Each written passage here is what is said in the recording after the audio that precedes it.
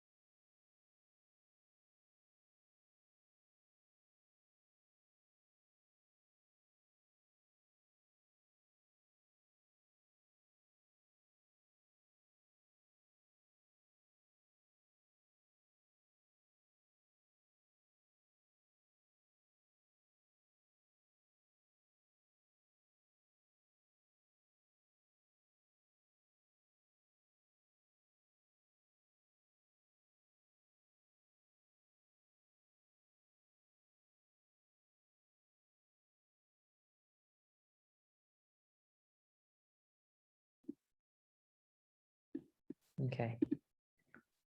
We'll start on time.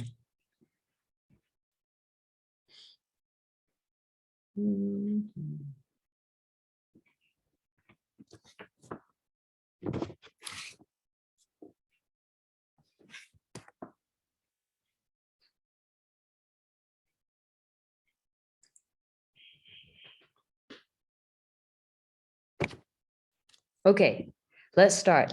So, hi there, this is Mimi and our guest speaker who I will introduce in a little bit. But thank you so much for joining me today. We're going to go through a case study, something that's very interesting that has happened in the PGA Tour. We're going to go through some rules and then well, my dad and I are going to go through a little bit of a discussion in terms of the rules and how that kind of applies in our kind of day-to-day golf or even at the PGA level. So let's begin. I have a presentation here that's prepared for today. So let me share that with you and then we can jump right into it.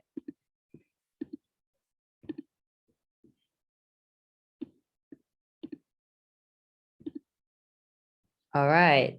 So today is day one. The topic that we're going to talk about today is going to be about immovable obstructions. So again, we're going to go through a case study and then some applicable things that you could definitely apply into your own game, especially when you bumped into situations in terms of immovable obstructions or just abnormal course conditions. So let me introduce you to our guest speaker today. So this is my dad, Mr. Danny Ho here. He is a level 3, which is the highest level RNA certified rules official. The photo on the right, the bottom right, is actually of you going to St. Andrews to complete the level 3 rules seminar, right? So that was pretty eye-opening. I mean, I was very jealous that dad actually got to go to St. Andrews, which is pretty amazing. But he is a member of the Hong Kong GA rules team and officiated in a good amount of junior, adult, and even international events. So thank you so much for joining us today. And how about let's dig in and go right into the first case study. Sure. Okay. So again, like today we're gonna, this is kind of the outline, what we're gonna go through. All right, so this is the case study that we're gonna talk about today. So I've muted the video, so if you can see it on screen, what you see here is a event that happened in 2018. Sergio actually was going for the green and he hit into the red penalty area, right off the pin, right? Mm-hmm. So this is a very interesting thing because I think that he's looking to hit the ball. Well, it's obviously it's still playable. Yes. If Sergio was trying to get the ball up on the green, Okay. he could make a stroke. Yes. But of course, the ball was inside the penalty area, Right. and he only had normally only had two options. One, play the ball as he liked over there, or have the ball dropped within two club lengths with plus a penalty stroke. Okay, but in this case, because obviously there's a hoarding of the audience stand. Yes. On the right hand side of Sergio Garcia, right? So the hoarding was interfering with his intended area of swing. So I think that's what he is arguing to get a free relief here. Yeah. So if you look into this video, what you would find is that Sergio is kind of talking his way out of getting a free relief, even though he's inside the penalty area, which is very uncommon. No, this is not common at all. But during this professional high level tournaments, they have some hoardings, advertising boards, or things like that, and these are called temporary immovable obstructions. So I also heard that there's a specific term that's like a tournament immovable obstruction, right? Is that the proper name, or? No, it's called temporary immovable obstructions. Okay. They normally exist in during these big events, big like PGA events. Right. So you take a look here. He's actually trying to measure out one club length, right? He's measuring from the nearest point of relief that his swing will not be affected by the board there. Luckily, his relief was allowed by the official. But anyway, here you saw that he dropped the ball the first time, right? Yeah. And the ball bounced away anyway, and that was 2018 at the time. Yes. And the rules were a little different from the new set of rules starting 2019. But anyway, the ball bounced away got closer to the pin, so he had to drop the second time. And the second time that happened again, so he had to place the ball at where the ball first struck and the ground, or in this case, it was a piece of rock there, right? So Sergio Garcia was placing his ball there. Right. I guess the question here is, first of all, why he can drop in the penalty area, which we already covered, because it is there's a temporary immovable obstruction. Even though he is in the penalty area, he can take a relief. Yeah, but this is really unusual.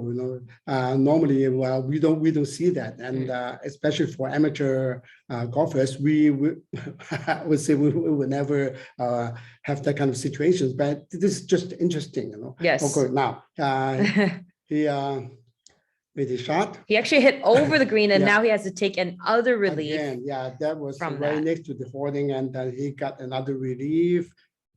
And he got a good shot there. Yes. And I think he made par, That was a Yeah. par 5, right? Yeah. That was the second shot. It was inside the water. I think one thing to also note in 2018, because the newest rules edition is 2019, right? Right. So back then, first of all, he can drop from shoulder height, Right. but now You have to drop from knee height. Okay. And the ball must remain inside the relief area. And the relief area is measured by one club length or two club lengths. Yes. It depends on where you are taking relief from, right? Yeah. Okay. And the one club length, the length of the club is determined by the longest club in your bag. Yeah. But not for the putter. So normally we have a driver, right? We carry with the driver. So normally one club length for us, normal people, is the one club length of the driver. Yeah. Suppose you don't play with the driver, you play with the 3-wood, say. So the longest club probably is your 3-wood.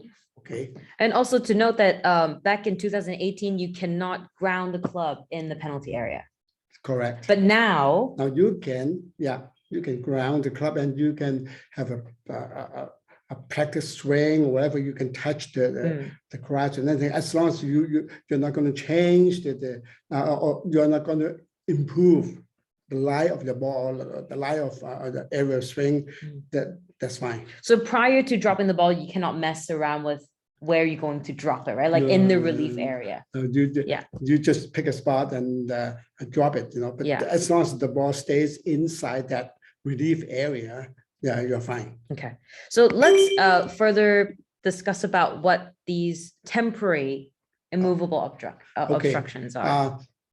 We don't usually see them No. around. Okay, in big tournaments or professional events, we see them all the time. But when the ball is into either the ball or the stance or the intended area of swing interfered by certain obstructions, in this case, immovable obstructions, you have a free relief, right? The free relief is to take you have to measure or you have to determine where your nearest point of relief is. Once you get the point of relief, that's the nearest point of relief, then from that point on, you take one club length. Within that one club length, you draw an arc, right? Right. So you may drop the ball inside that area. That's called a relief area. But for temporary immovable obstructions, even if the obstruction is interfering the line of play, for example, you are 80 yards from the green and there's a advertising board in front of you 30 yards away, but it's on the line of play, you may have a relief. Okay. That's special. I guess another thing that's special, it might not be specifically for tournament, would be if you play in at a course, which I personally played the course at Stanford University. They have a course there. And the tee shot for the very first hole, there are power lines in front of the tee box. But that would be a part of the local rules. Right. So the local rules is that if you hit the ball and it hit the power line, you can re-hit without a penalty. That's a local rule. Right. Yes. And well, every tournament director or every committee, they can set some special local rules for that particular tournament or that particular course. It really depends. Yeah. Okay. So you play a lot at Discovery Bay. Right. So there are certain local rules, right? Yes. Like, for example, like the OB stick between the holes, because the OB might just be for the hole number 5, but not hole number 7, for example. These are internal OB6. So sometimes it's OB on both holes, or sometimes just for one hole, and for the next the hole next to that to this hole, it's not OB. It's interesting, but you have to be careful. Before you play around, anyone should read the back of the scorecard. They have local rules there, and during tournaments, of course, everyone has a sheet of paper or they put a high card, whatever, and this card it's got all local rules printed very clearly. So you must take a look. Otherwise, this is your disadvantage if you don't know the local rules. Absolutely. Really. That's something that everybody should pay attention to before you play around, especially at a course that you never played at, right? Okay. So in the rules book, there's a lot of rules in the rules book. But what we kind of discussed today actually falls under abnormal course conditions, right? Immovable obstruction. So abnormal course conditions, basically we have 4 types. Okay. According to the rule book. Okay. Number 1, temporary water. Number 2, ground under repair. Number 3, immovable obstructions. And number 4, animal holes or dangerous animal condition, and sometimes, if it's actually embedded ball, sometimes it happens, right? Because during the wet season, you don't see the ball, after you play, or maybe only part of the ball is visible, and these balls are considered embedded by its own pitch mark. Okay, and these are all abnormal course conditions, and all of them you may take relief without penalty, and in some cases you must take relief. For example, ground under repair. Because it's called ground under repair. So they are repairing the fairway or repairing that part of the course. So they don't wish people to make strokes or stand over there, to ruin whatever they're working on. Okay, so you must take relief in those cases, but and not some cases like a cart path, concrete cart path. If your ball comes to rest on the cart path, you have basically three options. Yes, well, we're going to talk about that later on with some diagrams, which will be easier to digest and kind of see what the options really are. But I think what's interesting about the embedded ball, because the rainy seasons will be around, in Hong Kong, when it get really wet, and then the ball definitely gets embedded. But most people have a question perhaps is, how far in does the ball have to be considered embedded? Okay, as long as a part of the ball is under the surface of the ground level. Okay. So usually for rules officials, there's one little trick we can do is to test it with a tee.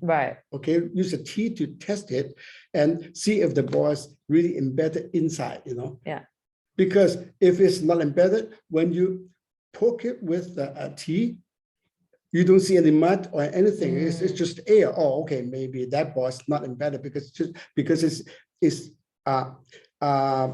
thick grass, for example. So the ball looks like it's embedded, but actually it's not. It's sitting on top of the grass, but I see. Yeah. but it's not same level as the grass in general. So it looks like it's embedded, but it's not. Okay.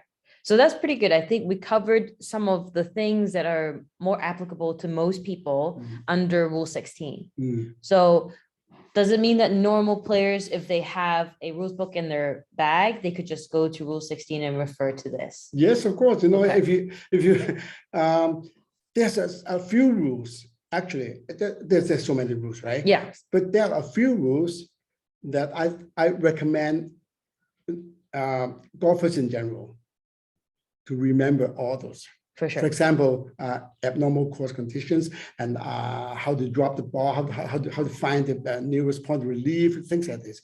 You have to know all this. Otherwise, this is to your disadvantage. Totally. Again, yes, absolutely.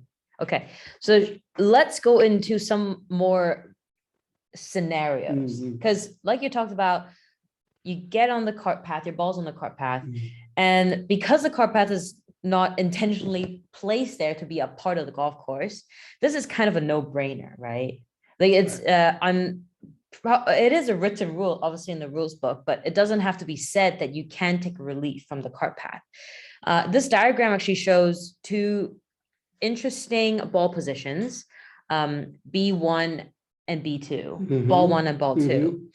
Direction of play is going forwards off the screen. And can you walk us through what happens? Just say you are a right-handed player and you are in the B1. Yeah, let's say we take the basically over 90% players are right-handed. Okay, so anyway, according to this diagram, we have two ball positions, right? B1 and B2. But of course, there are a few more possible positions that you have to be careful. Okay, the first thing is before you decide to take relief. Of course, you are entitled to take relief because the ball is on the cart path. It's an immovable obstruction.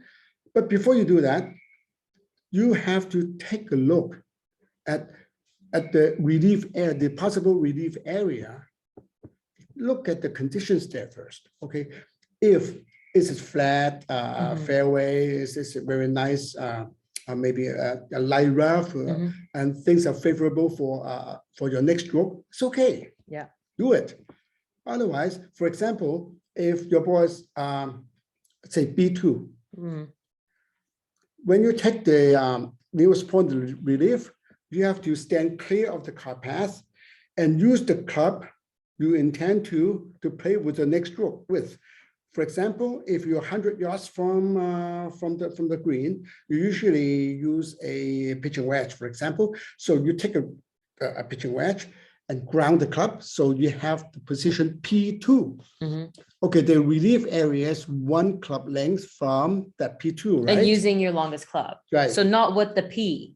The measure, for measuring, yes, use the longest club driver, right? Okay, in this case. But the relief area there might not be a good area. For sure. Okay, it could be it could be a cliff, or long grass, some rocks, or even some trees, some tree roots. Yeah. All kinds of stuff that you don't want to play a ball from there, right? So that's what I'm saying. Before you pick up the ball from the cart path, take a look first, because once you pick up the ball from the cart path, you must take relief. I see. So you couldn't go back on your word and just say, I'm just going to play from. Yes, you can do that. You can do that. You can replace the ball to the original spot, but you have to add 1 penalty stroke to your scorecard. Okay. So it's because of the intention of I was going to take relief, but then you've already made the decision. And some people would say that, well, I marked the ball, but it doesn't matter if you have marked or you don't mark the ball. It doesn't really matter as long as you moved your ball because the ball was in play. I think the most important thing here is to talk about the full relief, because most people don't know that. As you have mentioned about B2, ball 2, your stance has to be off completely from the cart path. This is complete relief, so you have to stand clear of the concrete. So is it just your stance that has to be off the cart path? What else does it have to be off? Basically, for cart path relief, the stance is the most important thing there. So to take complete relief is stand there and use the club you intend to play your next shot, ground it, and that's the point. Okay, now another very, very important thing is when your ball is in the middle of the cart path or a little bit on the right-hand side of the cart path, the nearest point of relief might not be on the right-hand side or might not be on the left-hand side. You have to take the measurement. You have to measure the point of relief from the original position of the ball. Yes, of course. So, for example, I guess what you're trying to insinuate is that if I am let's just say I'm a right-handed player, my ball is closer to the right side of the cart path. So if I take a stance and it's my nearest point on the right, it should technically be closer, right? That would be your nearest point. So you couldn't really drop on the left because that would be at least, 2 to 3 paces away. But the thing is, it really depends on how far the distance between the original position of the ball and the point of relief. In this case, P2, you have to measure the distance from P2 to the original position of the ball and measure it again on the left-hand side, P1. And okay, so I have 2 questions for you. They might seem tricky, but I think some people might have it in their mind. So the first one is, in the same situation, I am on the cart path. I find my ball on the cart path, and actually only my stances. So I'm going to be in the B2 situation. I want to take a relief, but then my nearest point, which will be on the right side as a right-handed player, is a penalty area. Or something or whatever. nice. But the penalty area it's actually quite nice. So I want to take a relief there. Can I do that? Yes, the relief area is measured, in this case, it's 1 club length, right? It can include anything. It Okay? could include Yeah, the penalty yeah. area. Relief area includes everything in relief area. I All see. right, that's what it says in the book. Yeah. Okay? Because we all know sometimes the red or yellow penalty area, it doesn't really mean like it's just water. It could be anything, Yeah. right? It could Could be just be, flat, yeah, yeah. it could be flat. It Yeah. could be a maybe Yeah. sawgrass, something that just is maybe a slightly bit undesirable. Especially this new set of rules. You know, a player may take practice swing, and you may ground your club, and you can do anything just like what you would do when the ball is sitting on the fairway. Okay, so one more question so we can move on to the next one before we run out of time. And it is that if I'm a right-handed player, I have advantage if I play as a left-handed player and I can drop on the other side. So it doesn't have to be a card pass situation, but just a normal course condition in general. Can I do that? Okay, now you have to take a look at the situation there. If the situation is not there, would you use the left hand? That's the fundamental thing. If the core part is not there, you would never use the left hand. So the intention of use your left hand to get a better relief would be unreasonable. Unreasonable. I see. Unreasonable swing, Yes. unreasonable stance, whatever, you know. Okay, so let's move on to the next scenario. Also about taking relief and also about abnormal course condition. So in this case, what we see here is that there's water inside the bunker. So what do you do about it? Because, you know, the water is not supposed to be a part of the bunker. Right. So can you talk us through this diagram and the options? This condition is called temporary water. So when the water is visible, okay, when the water is visible, you can see it's a puddle there. Okay, that's temporary water. When the ball's in there, you may take relief. But in this case, because the ball's inside the bunker, so you have to take relief inside the bunker. Okay. So the relief area is inside the bunker. But what if the puddle is kind of big, okay? And the relief areas will come to a very minimal. So according to root book, you have to take maximum available relief. That is, as long as you can drop the ball inside the bunker, that is the ball is considered to take a relief. So sadly, even if the whole bunker is technically not playable, it's completely filled with water, but your ball's in it, unfortunately, you will have to, I can see a second option here, which is to take the relief outside the bunker on the line of the play, and you have to add a penalty. In that case, it's unfortunate. You have to drop the ball outside the bunker and +1 penalty stroke to your scorecard. But usually, a tournament director would take a look at the condition of the course before tee off. Sure. Okay. If it's found that some bunkers are full of water, the tournament director would consider that the whole bunker is GUR. Yes. But sometimes after the start of play, the rain is still pouring. Yes. And it will become flooded after, say, maybe one or 2 hours. And in those cases, if your ball is inside, you're not so lucky then. Right. So one question here about in the bunker, if your ball's in the bunker and it's abnormal conditions such as water, you will have to drop inside the bunker. Right. But what if I'm on the green? Do I have to, and there's water, there's a puddle right in front of my ball in my line of play.